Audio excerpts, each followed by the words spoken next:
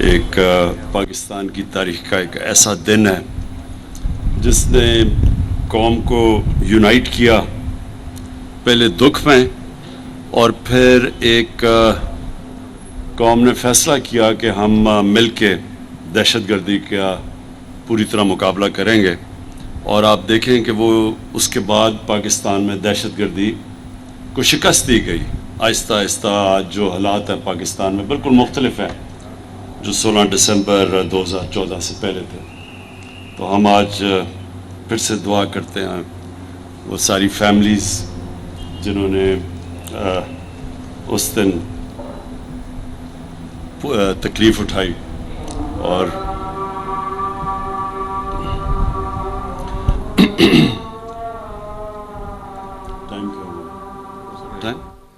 وزیر اعظم عمران خان پشاور میں موجود ہیں اور حیات آباد اسپورٹس کمپلیکس کی اپ گریڈیشن منصوبے کا افتتاح کیا، اور اب وزیر اعظم Imran Khan institute of cardiology کے افتتاح کے بعد میڈیا سے گفتگو کر رہے ہیں۔ اس وقت اذان ظہر کا وقت ہوا ہے، اور اذان ظہر کے وقت کے بعد وزیر اعظم عمران خان ایک مرتبہ پھر سے میڈیا کے ساتھ اپنی گفتگو کا تسلسل جاری کریں گے۔ وزیر اعظم عمران خان کامیاب جوان پروگرام کے تحت چیک تقسیم کرنے کی تقریب میں بھی بطور مہمان خصوصی شریک ہوں گے، جبکہ جلوزئی اور نوشہرہ میں بھی ہاؤسنگ فلیٹس کا افتتاح کیا جائے گا، اور وزیر اعظم عمران خان اس حوالے سے الاٹمنٹ لیٹرز متعلقہ لوگوں کے حوالے کریں گے۔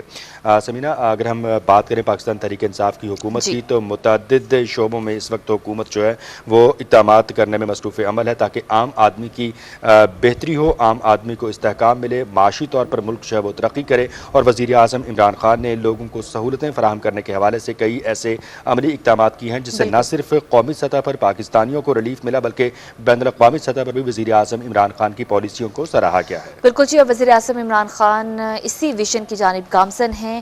آج ایک اور قدم اٹھایا گیا ہے، چونکہ وزیر اعظم عمران خان کا یہ ویژن ہے کہ جس ملک میں کھیلوں کے میدان آباد ہوتے ہیں وہاں بہتر انسانی صحت کی وجہ سے اسپتال ویران ہو جاتے ہیں۔ عوام اور بالخصوص نوجوانوں کو بین الاقوامی سپورٹس سہولیات فراہم کرنے کی جانب ایک اور اہم قدم اٹھایا گیا ہے۔ حیات آباد سپورٹس اپ لفٹ منصوبے کا افتتاح بھی کر دیا۔ سپورٹس کمپلیکس کو اپ گریڈ کیا جائے گا، اور اس منصوبے کے تحت عوام بالخصوص نوجوانوں کو بین الاقوامی سپورٹس سہولیات فراہم کی جا سکیں گی۔ اور اس کے علاوہ وزیر اعظم عمران خان نے انسٹیٹیوٹ آف کارڈیالوجی کا افتتاح بھی کر دیا، جس کے بعد اظہار خیال بھی کر رہے تھے وزیر اعظم عمران خان، اور انہوں نے آذان بریک سے پہلے انہوں نے یہ کہا کہ آذان کے وقفے سے پہلے جس طرح سے وزیر اعظم عمران خان بات کرتے ہوئے آج 16 دسمبر کا ذکر بھی انہوں نے کیا۔ انہوں نے کہا کہ پاکستان کی تاریخ کا ایسا دن ہے جس نے پاکستانی قوم کو دہشت گردی کے خلاف یکجا کر دیا۔ انہوں نے کہا آج ہم شہداء کے بلند درجات کی دعا کرتے ہیں اور غم زدہ خاندانوں کے لیے صبر جمیل کی دعا بھی کرتے ہیں۔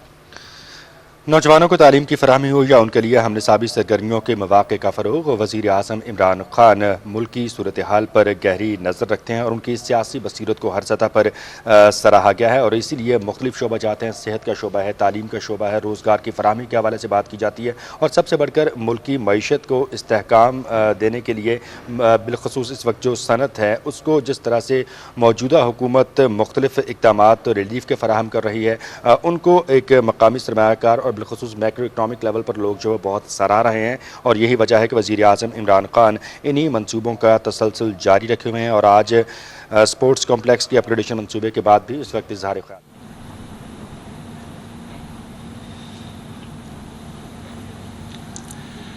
اچھا جی، میں آج محمود خان آپ کو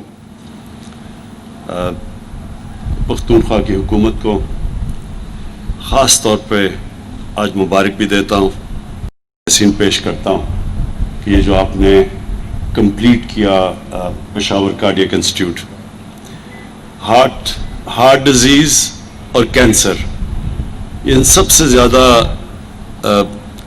دنیا میں جو لوگوں کی وفات ہوتی ہے وہ ان دو بیماریوں سے ہوتی ہے، اور پشاور اور جو کیپٹل پختونخوا کا اگر ادھر ابھی تک کارڈیک انسٹیٹیوٹ نہیں تھی تو یہ سارے علاقے کے لیے بہت بڑا ظلم تھا، کیونکہ جب مریض ہارٹ کے مریضوں کے لیے کوئی جانے کی جگہ نہیں تھی، اور جو بدقسمتی سے جو لیڈی ریڈنگ ہاسپٹل میں جو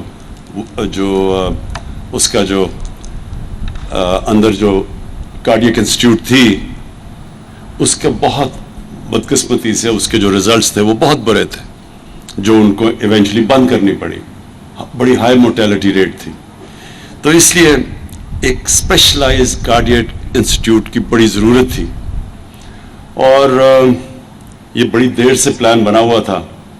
لیکن میں اس لیے آپ کو آج خراج تحسین پیش کرتا ہوں کہ ایک مشکل وقت میں جب ہم سارے پاکستان میں ایک کمی تھی، فنڈز کی کمی تھی، ہمارے پاس ریسورسز نہیں تھی، اور اتنی زیادہ جگہ سے ڈیمانڈز تھی ریسورسز کے اوپر، ایک بجٹ کے اندر ہر قسم کی ڈیمانڈز تھی، اس میں آپ نے، اور وہ کووڈ کے دوران وہ فنڈز ڈھونڈے اور اس کو کمپلیٹ کیا. میں اس لیے آپ کو مبارک دیتا ہوں کیونکہ یہ ہاسپٹلز جب ڈیلے ہوتے جاتے ہیں ان کے کاسٹ بڑھتے جاتے ہیں، اور جتنے کاسٹ بڑھتے جاتے ہیں وہ انفیزیبل ہو جاتے ہیں. تو اس لیے یہ آپ نے جو کمپلیٹ کیا، اور یہ آج جو میں نے اندر سے دیکھا ہے کوالٹی انسٹیٹیوشن آپ نے بنائی ہے، یہ سارے صوبے کے لیے. اور میں تو جو فیسلٹیز دیکھ رہا ہوں مجھے تو لگتا ہے کہ افغانستان سے بھی آپ کو یہاں مریض آئیں گے آپ کے یہاں علاج کروانے کے لیے، کیونکہ اس طرح کی کوئی فیسلٹیز سارے علاقے میں نہیں ہیں. جس طرح شوکت خانم جو 2016 میں ہم نے یہاں پشاور میں اس کی انوگریشن کی تھی، تو ادھر سے افغانستان سے بھی مریض آتے ہیں، تو سارے علاقے کو سرو کرتا ہے. اس لیے یہ بھی ایک بہت بڑی نعمت ہے سارے علاقے کے لیے ہوگی. اس کے ساتھ ساتھ میں جو سب سے زیادہ آپ کو خراج تحسین پیش کرتا ہوں، وہ جو آپ نے فیصلہ کیا کہ سارے پختونخوا کے شہریوں کے لیے آپ ہیلتھ انشورنس پرووائڈ کریں گے. اس سے بڑی نعمت کسی قوم کے لیے نہیں ہو سکتی، اور خاص طور پہ جو ایک ملک کا غریب طبقہ ہے. ایک غریب گھرانے میں جب بیماری ہوتی ہے تو ان کا سارا بجٹ تباہ ہو جاتا ہے، اور وہ ساری ریسرچ شو کرتی ہے کہ جب ایک غریب گھرانے میں ایک بیماری ہوتی ہے تو وہ سارا گھرانہ غربت کی لکیر سے نیچے چلا جاتا ہے. اور یہ آج تک ہماری گورنمنٹس نے اس کے اوپر سوچا نہیں. ایک ملک میں بدقسمتی سے جو ایلیٹ کے لوگ ہیں اور گورنمنٹ کے منسٹرز اور پرائم منسٹرز، وہ علاج کروانے کے لیے ملک سے باہر چلے جاتے ہیں. کبھی یہ نہیں سوچتے کہ عام آدمی کے لیے اگر اس کو مشکل وقت گھر میں آئے اور بیماری ہو تو وہ کیا کرے گا. تو یہ جو آپ نے کیا ہے، ہمیں لوگ بار بار کہتے ہیں کہ جی کدھر ہے مدینہ کی ریاست. یہ ہے آپ کا قدم مدینہ کی ریاست کی طرف. مدینہ کی ریاست پہ کیا ہوا تھا کہ دنیا کی تاریخ میں پہلی دفعہ ایک ریاست نے اپنے کمزور طبقے کی ذمہ داری لی تھی، اور انہوں نے صرف اپنا مائنڈ سیٹ چینج کیا تھا، باقی تو اللہ کرتا ہے. جو دنیا کی پہلی فلاحی ریاست تھی وہ نبی صلی اللہ علیہ وسلم نے بنائی تھی، اور ان کے پاس بھی کوئی ریسورسز نہیں تھے. آج جو فیصلہ کیا پختونخوا نے کہ سارے شہریوں کو ہیلتھ انشورنس ملے گی، آپ کو یہ حیرت ہوگی کہ ہمارے سے کتنے زیادہ امیر ملک، انہوں نے بھی اپنے یونیورسل ہیلتھ کوریج انہوں نے بھی نہیں دی اپنے لوگوں کو. تو یہ جو آپ نے کیا ہے، اس سے سب سے پہلے تو ہر غریب گھر کے اندر ایک کانفیڈنس ہوگا کہ کسی قسم کی بیماری ہو تو ان کے پاس ایک ہیلتھ کارڈ ہے. دوسرا، شاید آپ کو بھی اندازہ نہیں ہے کہ آپ نے ایک ہیلتھ کا انقلاب لے آئے ہیں پاکستان میں. اس سے سارا ہیلتھ سسٹم آپ کا کھڑا ہو جائے گا. گورنمنٹ کے پاس تو پیسے نہیں ہیں کہ ساری پاکستان میں ہسپتال بناتی پھرے. ہمارے پاس تو ریسورسز نہیں ہیں. ہمارے پاس بدقسمتی سے قرضے اتنے چڑھے ہوئے ہیں کہ ہم جو آمدنی اکٹھا کرتے ہیں ہر سال کی ٹیکس کی، آدھا تو قرضوں کی قسطوں پہ چلا جاتا ہے. تو 22 کروڑ لوگوں کے پاس، ہمارے پاس تو وہ فنڈز نہیں ہیں کہ ہم ساری جگہ ہیلتھ کوریج دیں. لیکن ہیلتھ کارڈ کی وجہ سے پرائیویٹ سیکٹر آئے گا اب، اور پرائیویٹ سیکٹر آ رہا ہے اب ہاسپٹلز بنانے کے لیے، کیونکہ جس کے پاس ہیلتھ کارڈ ہوگا وہ گورنمنٹ ہاسپٹل یا پرائیویٹ ہاسپٹل کہیں بھی جا سکتا اپنا علاج کروانے کے لیے. تو اس کا مطلب کہ وہ علاقے جدھر پرائیویٹ سیکٹر نہیں جاتا تھا ہاسپٹل بنانے کے لیے، کیونکہ وہ سمجھتا تھا کہ لوگوں کے پاس اتنے وسائل ہی نہیں ہے سسٹین کرنے کے لیے، وہ اب غریب علاقوں کے اندر ہاسپٹلس بنیں گے, پرائیویٹ سیکٹر وہاں جائے گا, وہاں سیٹ اپ کرے گا پرائیویٹ سیکٹر ہاسپٹلس. اور میں نے سارے اپنے 2 جو صوبے ہیں ہمارے پی ٹی آئی کی گورنمنٹ کے نیچے, پختونخوا اور پنجاب, ادھر میں نے انسٹرکٹ کیا ہوا ہے کہ پرائیویٹ سیکٹر کے ہاسپٹلس کو سستے داموں پہ زمین دی جائے. اور ہم نے وہاں پنجاب میں تو انسٹرکٹ کیا ہے کہ جو ایویکیو ٹرسٹ کی پراپرٹی ہے یا اوقاف کی زمینیں ہیں, ان کے اوپر بڑے سستے دام پہ پرائیویٹ سیکٹر کو ہم کہیں کہ ہاسپٹلس بنائیں. تو زمین جب سستی ہوگی اور ہم نے ساری اکوپمنٹ ہاسپٹلس کی, جتنی بھی اکوپمنٹ جو پاکستان میں نہیں بنتی اس کو ڈیوٹی فری کر دیا پاکستان میں, تاکہ باہر سے اکوپمنٹ منگوا سکیں ہاسپٹلس کے لیے. اور پھر ہیلتھ کارڈ وہ ایک ایسی چیز ہے کہ جب لوگوں کے پاس آ جائے گا اسپینڈنگ پاور ہیلتھ کارڈ کی وجہ سے, تو انشاءاللہ آپ دیکھیں گے کہ یہ سارے پاکستان میں انقلاب آئے گا, ہاسپٹل ساری جگہ بنیں گے. اور سب سے امپورٹنٹ چیز, گورنمنٹ کی ذمہ داری سب سے امپورٹنٹ ہے کہ لوگوں کی صحت کا دھیان رکھے. تو یہ ایک بہت بڑا قدم ہے. آج یہ آپ نے انسٹیٹیوٹ بھی بنا دی, کارڈیاک بھی اور کوالٹی کی بھی. میں صرف یہ ضرور کہوں گا کہ اس کی کوالٹی کا آپ نے مسلسل دھیان رکھنا ہے کہ یہ کبھی بھی کوالٹی اس کی نہ نیچے جانے دیں. کیونکہ ہوتا کیا ہے گورنمنٹ ہاسپٹلس میں کہ تھوڑی دیر کے بعد, کیونکہ گورنمنٹ ہاسپٹل ہے, لوگوں کو وہ اس طرح کی تکلیف نہیں ہوتی جو کہ پرائیویٹ ہاسپٹل میں ہوتی ہے. اور وہ ہوتا کیا کہ آہستہ آہستہ اس کی سٹینڈرڈ نیچے چلی جاتی ہے. تو اس ہاسپٹل میں نے جو ابھی دیکھا ہے آپ کا بڑا چیلنج ہوگا کہ آپ اسی طرح کی سٹینڈرڈ کو آپ مینٹین کریں جو آج میں نے دیکھی ہے.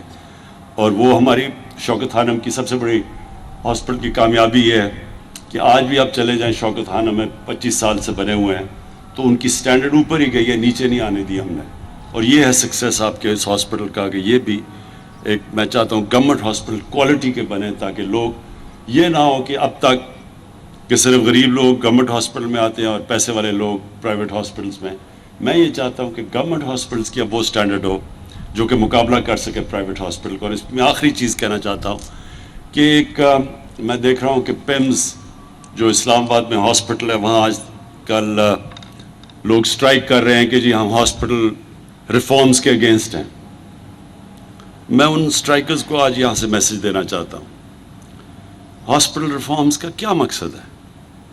ہاسپٹل ریفارمز کا صرف ایک مقصد ہے کہ گورنمنٹ ہاسپٹلز بھی ویسے چلیں جیسے پرائیویٹ ہاسپٹل چلتے ہیں. وہ کیسے چلتے ہیں پرائیویٹ ہاسپٹل؟ سزا اور جزا ہوتی ہے, اس لیے پرائیویٹ ہاسپٹل کامیاب ہوتا ہے. جس بھی ادارے کے اندر سزا اور جزا نہیں ہوگی وہ کبھی بھی کامیاب نہیں ہوگا. مقصد صرف ہاسپٹل ریفارمز کا یہ ہے کہ ایک بورڈ بنے جو اس کو ایک پرائیویٹ ہاسپٹل کی طرح چلائے.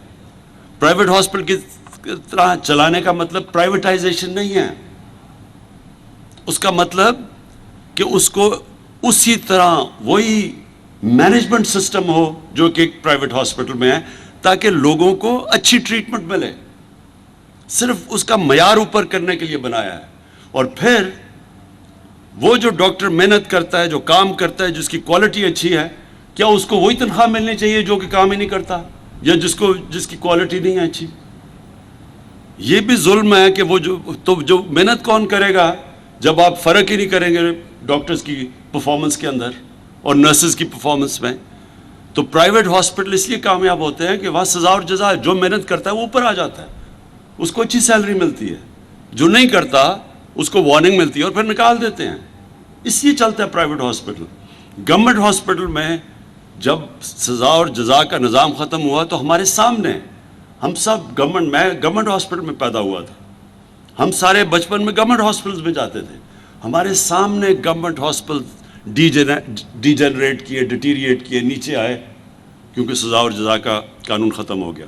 تو ہمارا کوئی مقصد نہ پرائیویٹائزیشن کا ہے, ہمارا مقصد یہ ہے کہ غریب لوگوں کو بھی بہترین علاج ملے گورنمنٹ ہاسپٹلس میں. یہ مقصد ہے صرف ہاسپٹل ریفارمز کا, کہ اس کی مینجمنٹ سسٹم ٹھیک کیا جائے. میں آخر میں پھر سے مبارک دیتا ہوں, مجھے آج بڑی خوشی ہوئی.